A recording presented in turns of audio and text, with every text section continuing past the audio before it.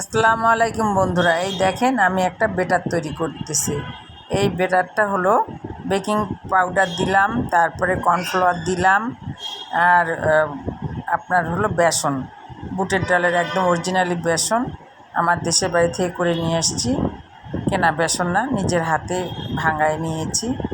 একদম ভালো করে মিহি করে এইভাবে বেটারটাকে ফিটায় নেবেন। আদা রসুন, একটু জিরা বাটা, ধনিয়া বাটা, মরিচের গুঁড়া, হলুদ, লবণ দিয়ে সুন্দরভাবে বেটার হলো মানে এই আমি কিছু ভাজতে গেলে সেটাকে ভালো করে আগে ফিটে নিতে হয়। আধা ঘন্টা আমি ভিজায় রাখছি। এখন আমি সুন্দর করে ফিটাই নিয়ে এই যে আমি মিষ্টি কুমড়া একদম লবণ পানিতে ভিজা রেখে দিয়েছিলাম, পরে পানি ঝরে উঠায় রাখছি। এখন আমি সুন্দরভাবে মিষ্টি কুমড়া আমি বেগুনি ভাজতেছি, বেগুন নয় মিষ্টি কুমড়া ভাজি।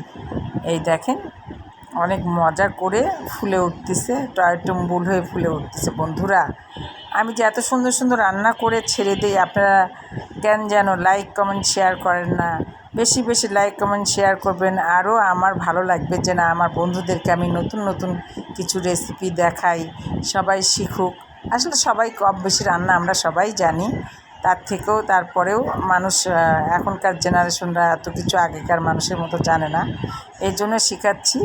আপনারা আমাকে বেশি বেশি একটু উৎসাহ করবেন, তাহলে দেখবেন আমি আরও রান্নার প্রতি ঝোঁক দেব, ভালো ভালো রান্না কিছু নিয়ে হাজির হব আপনাদের সাথে।